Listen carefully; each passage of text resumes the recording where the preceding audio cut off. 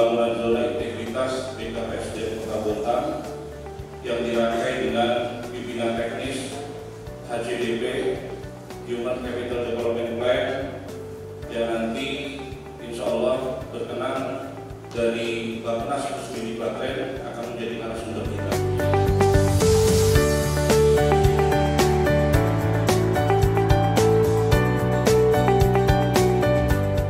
Fakta integritas. Kami, aparatur sipil negara,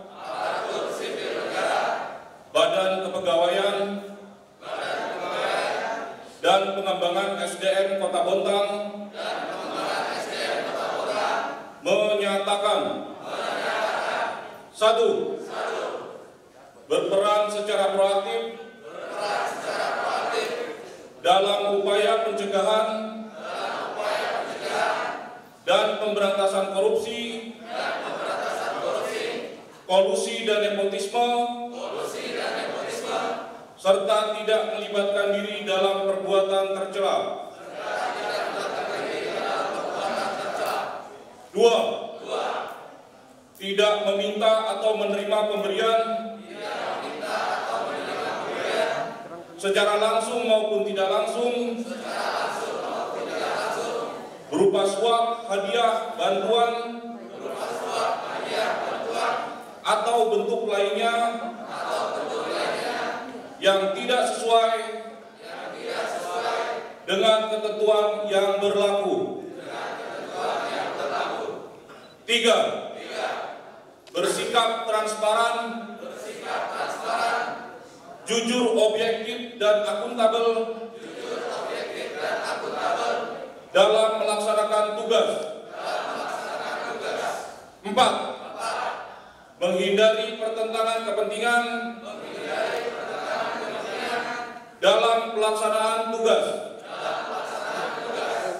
Lima, memberi contoh dalam kepatuhan terhadap peraturan perundang-undangan dalam melaksanakan tugas, terutama kepada pegawai yang berada di bawah lingkungan kerja saya secara konsisten. 6. Akan menyampaikan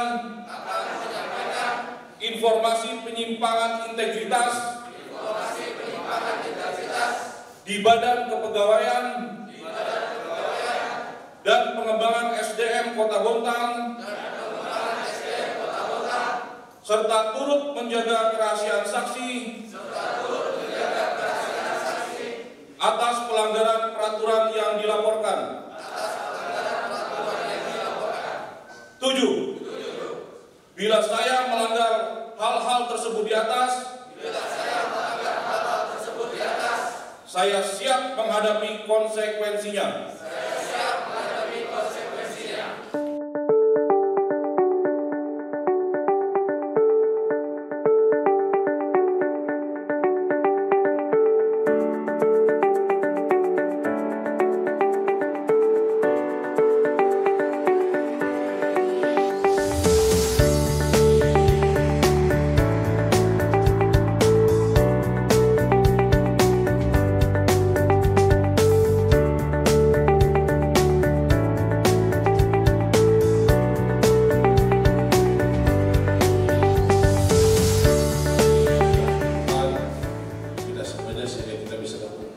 bersama dalam rangka acara Bencana Nasional Integritas sekaligus Bintek penyusunan dokumen perencanaan dan human capital development plan yang dilaksanakan oleh BKSDM. Saya ingin mengucapkan selamat atas segala penghargaan yang dicapai oleh BKSDM Kota Bontang baik tingkat regional maupun tingkat nasional. Aplaus dulu buat BKSDM. Di samping itu, saya juga ingin menyampaikan bahwa penghargaan itu bukan sebuah akhir dari sebuah kinerja. Penghargaan itu adalah semangat kita untuk terus berkreatif dan berinovasi sekaligus sebagai sarana bagi kita untuk meningkatkan pelayanan masyarakat, khususnya di aparatur pemerintah Kota Bontang. Terima kasih Mas Sudi dan seluruh jajarannya. Saya tanya Bu Seda bicara, memang luar biasa Pak Sudi ini karena di backup oleh orang-orang di sebelahnya itu orang-orang yang berkapasitas dan berintegritas. Ada Mas Arif, ada Mas Iksan, terus yang kecamatan sampingnya Mas Arif siapa ya kabinnya? Mas Ilham, masih ada yang lain-lainnya, luar biasa semuanya. Terima kasih. Tapi dalam hal soal integritas ini saya ingin menyampaikan, ini hanya sekedar seremoni saja. Yang terpenting itu adalah komitmen dan konsistensi diri dalam rangka pelaksanaan regulasi. Sekali lagi, soal integritas ini, yang seremonial ini hanya sekedar seremoni saja. Yang terpenting adalah komitmen pada diri kita sendiri bahwa kita benar-benar on the track. Integritas itu artinya sikap pribadi dalam rangka memberikan sebuah pelayanan, kejujuran, kepribadian, moral, dan tingkah laku yang baik, satu kata dan satu perbuatan. Itu yang namanya integritas. Kalau misalnya kita sudah melakukan suatu integritas, dan saya senang sekali, begitu luar biasa sahabat saya Pak Sudi membacakan, dan teman-teman mengikuti secara seksama dan begitu lantang. Saya kepingin perbuatan juga lantang dalam hal peningkatan SDM dan mengatur seluruh SDM yang ada di Kota Bontang ini. Ya. Kalau kita sudah berintegritas, maka teman-teman yang ingin mendapatkan informasi dari dinas-dinas yang lain, misalnya bertanya tentang pelanggaran, tentang disiplin, tentang reward seorang ASN, maka harus diberikan informasi yang benar dan bertanggung jawab.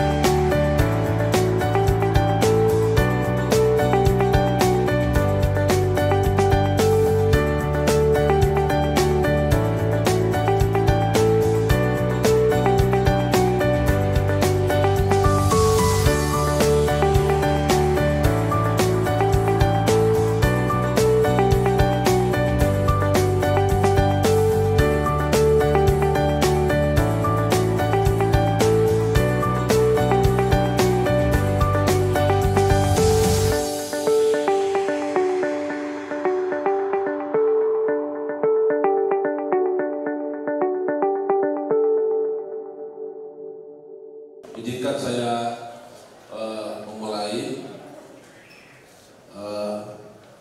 Saya ingin sampaikan bahwa dalam pimpinan kami yang baru berjalan sekitar setahun setengah ini, karena kami berganti kemarin tahun di April bulan 2021, maka maka kami telah menyelesaikan RPJMD, dan salah satu misi saya bagaimana mewujudkan kota-kota yang lebih hebat dan beradab.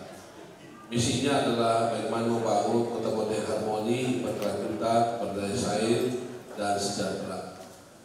Di samping itu, tentu beberapa permasalahan yang sekarang ini dihadapi oleh pemerintah kota saya ingin sampaikan. Yang pertama terkait masalah pertumbuhan ekonomi lokal yang belum optimal. Laju pertumbuhan ekonomi kita di sektor migas hanya sekitar 1,64%, dan laju pertumbuhan ekonomi non migas 3,84%. Dan ini akhirnya berdampak terhadap meningkatnya angka kemiskinan dalam waktu per waktu tahun 2019-2021 dari 4,22% ini menjadi sekitar 4,62% di tahun 2021. Ini juga sejalan dengan adanya COVID-19 yang melanda negara kita, juga termasuk di kota-kota ini. Di samping itu menurunnya produktivitas industri-industri yang ada di kota-kota. Contoh saya katakan misalnya LNG Badak yang dulunya 8 tren sekarang tinggal ada tren yang aktif. Ini juga berpengaruh terhadap angka kemiskinan di kota-kota. Begitupun misalnya kakao batubara di kota-kota ini juga mengalami penurunan produksi, termasuk PT Pembangunan Timur dan lain semacam. Nah, ini menjadi tingkat pengangguran di kota-kota semakin terbuka, dan tercatat di tahun 2021 tingkat pengangguran sebesar 9,92%. Di samping itu tentu ini menjadi tantangan bagi kami untuk segera mengatasi permasalahan untuk pembangunan di kota-kota ini. Di samping terkait masalah hal yang lain, masalah banjir, stunting, terus dan persoalan yang lain. Nah, saya ingin sampaikan progres implementasi SAKIP di kota-kota ini, Bapak Ibu sekalian. Nah, ini program. Saya tidak lagi menyampaikan terkait masalah fondasi-fondasi yang disampaikan oleh Pak RB. Nah, implementasi SAKIP untuk sekarang ini pada tahap perencanaan kinerja telah disusun dan ditetapkan Perda Nomor 3 Tahun 2001 tentang RPJMD Kota-Kota tahun 2001-2026. Yang program penyusunannya telah memenuhi Permendagri Nomor 46 Tahun 2017 yang telah dilengkapi dengan pohon kinerja dan penjenjangan kinerja. Jadi kami telah menyusun pohon kinerja dan kinerja. Dan kedua, dan pengukuran kinerja telah didasarkan pada target kinerja sebagaimana yang termuat dalam RPJMD kami di 2021-2026 dan dijabarkan lebih lanjut ke dalam respon dan kerja pada daerah. Nah, untuk menggunakan dalam pengukuran kinerja ini, kami juga telah menggunakan berbagai aplikasi atau sistem informasi seperti Smart, kinerja, SAKIP dalam hal pengukuran data kinerja.